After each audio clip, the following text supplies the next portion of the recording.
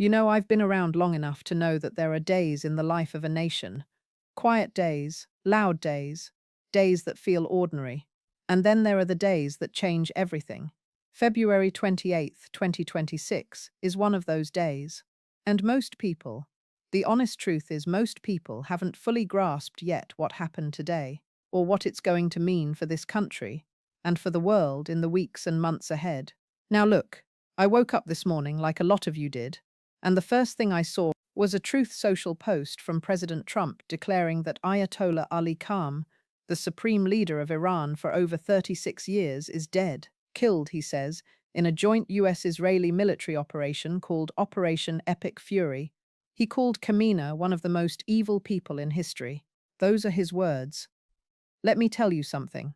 I've sat in that chair. I've given the order to launch strikes. I know what it feels like when the weight of a nation's military power is in your hands, and you have to decide right then what kind of president you're going to be.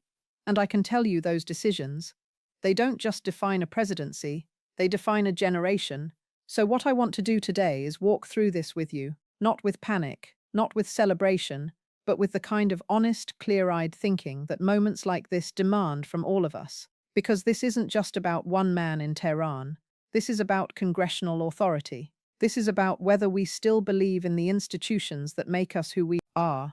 This is about American service members right now tonight, under fire at a naval base in Bahrain. And we'll come back to that in a moment. But first, we've got to understand how we got here. Because the decisions that led to this day didn't start this morning. They started a long time ago. Now, to understand what happened today, you've got to understand the road that brought us here. Because this didn't come out of nowhere. This has been building for decades. Iran's nuclear ambitions go back long before most people were paying attention. When I was in office, we were already working behind the scenes building the diplomatic architecture, the multilateral pressure, the patient coalition work that eventually led to the framework for the JCPOA, the Iran nuclear deal. It wasn't perfect. No deal ever is. But it was something. It was a structure. It kept inspectors on the ground and centrifuges in check. Then in 2018, President Trump withdrew from that deal during his first term, just walked away. And I'll be honest with you, I understood the frustrations with Iran. Everybody did. But when you tear up an agreement and don't replace it with something better, you don't get stability. You get a vacuum. And vacuums in the Middle East have a way of filling themselves with exactly the kind of trouble you were trying to avoid. Fast forward to this very week. Negotiations between the US and Iran over nuclear capabilities collapsed. No agreement, no off-ramp. And just last June, President Trump ordered strikes and told the American people he had completely and totally obliterated Iran's nuclear program. His words. So the question every American should be asking right now is, if that was true in June, why are we launching Operation Epic Fury in February? Here's what we know. At 1:15 a.m. Eastern Time on February 28th, strikes began. IRGC command centers, air defense systems, missile launch sites, military airfields, all targeted. The Pentagon even confirmed this was the first time the US used low-cost one-way attack drones in combat.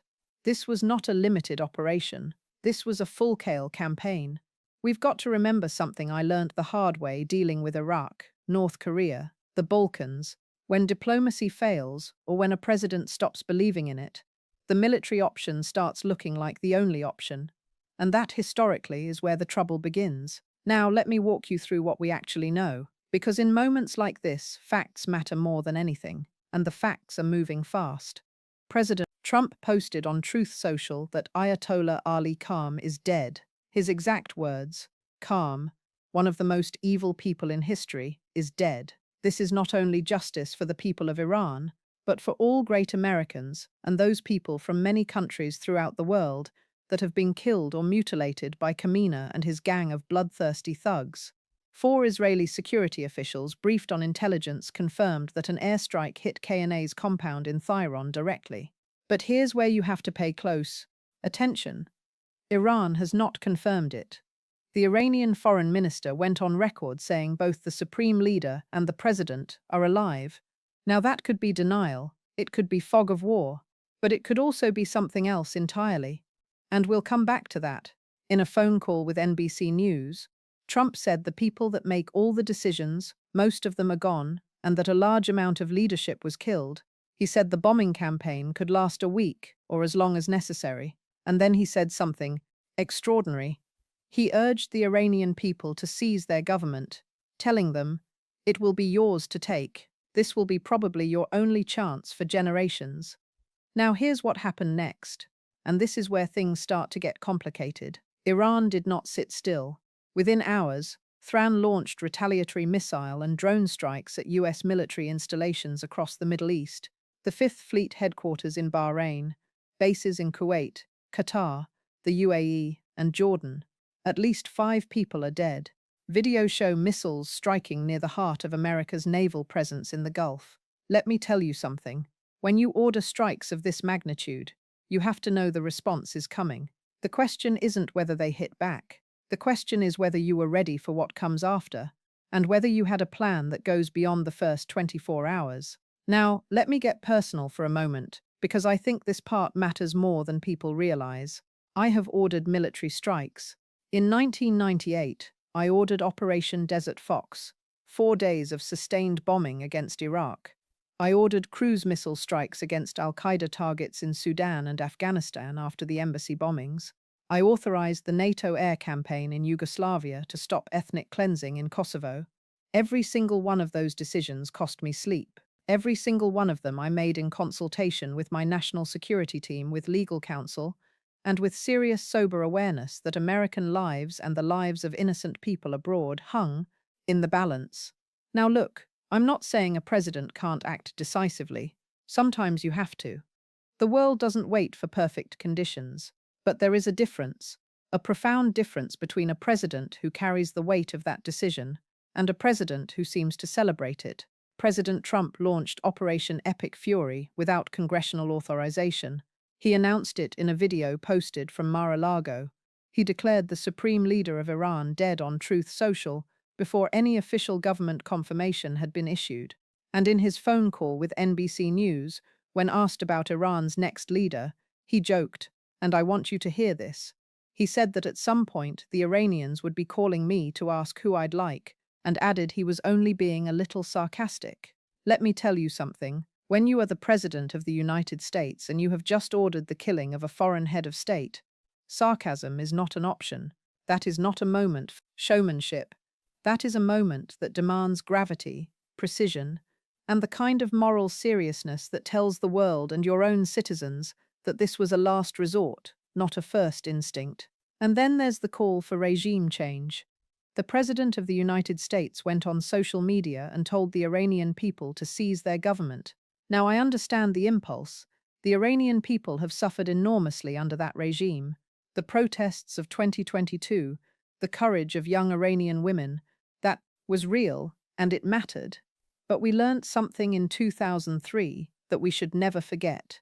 We toppled Saddam Hussein. We decapitated the Iraqi regime. And what followed was not democracy. It was a decade of blood, sectarian warfare, the rise of ISIS, hundreds of thousands dead, trillions of dollars spent, and a region more unstable than before we went in. Decapitating a regime without a plan for what comes next is not victory. It's the beginning of chaos, and urging a population to overthrow their government via a social media post while your bombs are still falling. That's not liberation.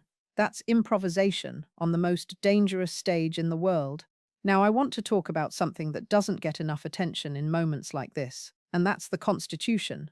Because at the heart of everything that happened today, there is a constitutional question that every American, Democrat, Republican, Independent, should be asking. Did the president have the legal authority to do what he did? Here's what we know. Democrats in Congress are already preparing a war powers vote. But it's not just Democrats. Republican Congressman Thomas Massie, a libertarian-leaning conservative from Kentucky, said publicly, "I am opposed to this war. This is not America first." Senator Rand Paul is joining him, and House Democratic leader Heikki Jeff asked the question that I think cuts right to the bone. If President Trump told us last June that he had already completely and totally obliterated Iran's nuclear program, then why is he launching a full-scale bombing campaign 9 months later? That's not a partisan question. That's a logic question, and it deserves an answer. The War Powers Resolution of 1973 exists for a reason. It was passed in the shadow of Vietnam after years of presidents committing American forces to combat without the consent of the people's representatives. It says the president can act in emergencies, but Congress must be notified within 48 hours and must authorize continued military action within 60 days. This isn't bureaucratic red tape. This is the fundamental mechanism that prevents one person, any one person, from committing 330 million Americans to war on their own judgment. Now, Secretary Rubio briefed the Gang of Eight, the senior congressional leaders with intelligence clearance. But one member was reportedly unreachable. And let me be very clear about something. Briefing is not authorization. Informing Congress is not the same as consulting Congress. I went through this during Kosovo, Iraq. My legal team and I spent hours, long unglamorous hours, making sure we had the constitutional footing to act, not because I wanted to slow things down, but because I understood that when a president acts within the law, the action has legitimacy. And legitimacy is what sustains a policy beyond the first news cycle. I want to give credit to Democrats like John Fetterman and Tom Ceci, who've said they support the objective of neutralizing Iran's nuclear threat, but insist on constitutional process. That's not weakness. That's exactly right. You can agree with the goal and still say the process was wrong. In fact, that's what the Constitution demands of us. Now let me widen the lens, because what happened today didn't happen in a vacuum. The entire world is watching, and how they interpret what America just did will shape the next decade of global politics. Russia has already condemned the strikes as premeditated aggression. Now, you and I both know that Vladimir Putin's moral authority on the subject of unprovoked military action is, to put it charitably, limited. But the fact that Moscow is positioning itself as a critic of American military overreach tells you something about the information war that's already underway. There was a headline in Politico that said, "Putin's friendship has limits, as Common just found out." And that's true, but I want to flip that around. What about America's friendships? Our Gulf partners, Bahrain, Kuwait, Qatar, the UAE, Jordan, they host our military bases. They are foundational to our force projection in the region. And tonight they are absorbing Iranian missiles because of an operation they had no meaningful say in. At least 5 people are dead. Think about that. If you're the Emir of Qatar or the King of Jordan and American strikes just made your country a target and nobody called you first to ask whether you were ready, what does that do to the trust that holds those alliances together? Saudi Arabia condemned Iran's retaliatory strikes, which tells you the Saudis are trying to thread a needle, opposing Iran without fully endorsing the way this was carried out. The UN Security Council has been called into emergency session. Oil markets are in turmoil, which means every American is going to feel this at the gas pump and in their grocery bill in the weeks ahead. Here's the honest truth. American power is most effective when it's most legitimate. When the world sees us acting not just with strength, but with wisdom, with allies who are genuinely consulted, with legal authority that the international community recognizes. When we act alone, when we act without process, when we announce wars on social media, we may achieve a short-term military objective, but we pay a long-term strategic price. Our alliances fray, our credibility erodes, and the next time we need the world to stand with us, there are fewer hands raised. I spent my presidency building coalitions, sometimes painfully, sometimes slowly, but I can tell you the coalitions that held together were the ones where every partner felt they had a voice. That's not weakness, that's how you sustain power. Now here's the part that keeps me up at night, and I think it should concern every American because the strikes are only the beginning. What matters now is what follows. And there are several paths this could take, and not all of them lead somewhere good. The first possibility, and it's the one the administration seems to be banking on, is regime collapse. If Khomeini is truly dead, and a large portion of Iran's senior leadership been eliminated, then Iran faces a succession crisis unlike anything in its modern history. Reports suggest Hami had designated Ali Larijani as a contingency leader, but the IRGC, the Revolutionary Guard, has its own power centers. Hardline clerics will have their candidates. Reformists, to the extent any survive, will try to stake a claim, And when you have multiple armed factions competing for control of a country with nuclear knowledge, ballistic missile technology, and proxy networks across 4 countries, that is not liberation, that is a powder cake. I keep coming back to Iraq. We toppled Saddam. We were told we'd be greeted as liberators, and what followed was not democracy. It was a decade of blood, the rise of ISIS, and a region more fractured than before. I pray that's not what happens in Iran. But hope is not a strategy. The second possibility is that the regime doesn't collapse, it consolidates. Khamenei becomes a martyr, the hardliners rally, the IRGC tightens its grip, and Iran's proxy networks, whatever remains of Hezbollah, the Houthis in Yemen, militia groups in Iraq and Syria activate fully. We're not talking about one conflict anymore. We're talking about a multi-front regional war that could drag in American forces for years. The third possibility, and the one I hold out hope for, is a negotiated off-ramp. That somewhere in Tehran and somewhere in Washington, there are rational actors who understand that escalation leads nowhere good and who are willing to do the hard, quiet, unglamorous work of finding a way to step back from the brink. That kind of diplomacy doesn't make for good social media posts, but it's the only thing that actually saves lives. President Trump said the operation is already a success, and that it would take them years to rebuild. I've heard presidents say things like that before. The question isn't whether you can destroy something. The question is whether you can build something better in its place. And right now, I haven't heard an answer to that question. Let me close with this. I am not going to stand here and pretend that Ayatollah Khamenei's regime was anything other than what it was: brutal, repressive, hostile to its own people and to the world. Iran's nuclear ambitions were real. The threat was serious, and I give credit to the men and women in uniform and in intelligence who executed this operation with extraordinary precision, and to the coordination with Israel, which was clearly significant. But the measure of a great nation isn't just whether it can eliminate its enemies. It's whether it can do so in a way that makes the world more stable, more lawful, and more just. And that's where I have questions, serious questions. Tonight, there are young Americans in uniform at that naval base in Bahrain, kids from Ohio and Georgia and California who are under missile fire because of decisions made in the last 72 hours. They didn't get a vote. They didn't get consulted.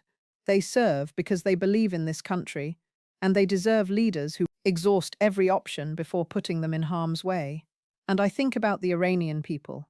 Millions of them, young people, women, students, have risked their lives protesting that regime.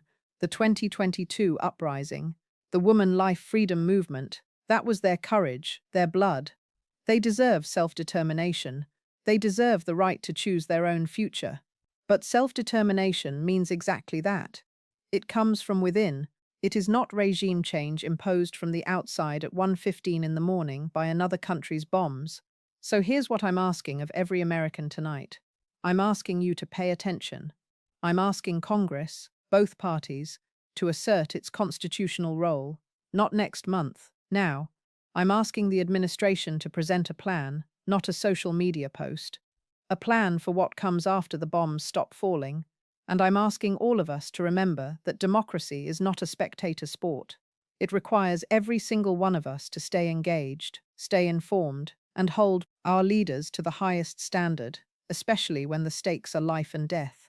We've been through hard days before, we've made mistakes before, but America at its best has always found a way to correct course, not because our leaders are perfect, but because our people demand better.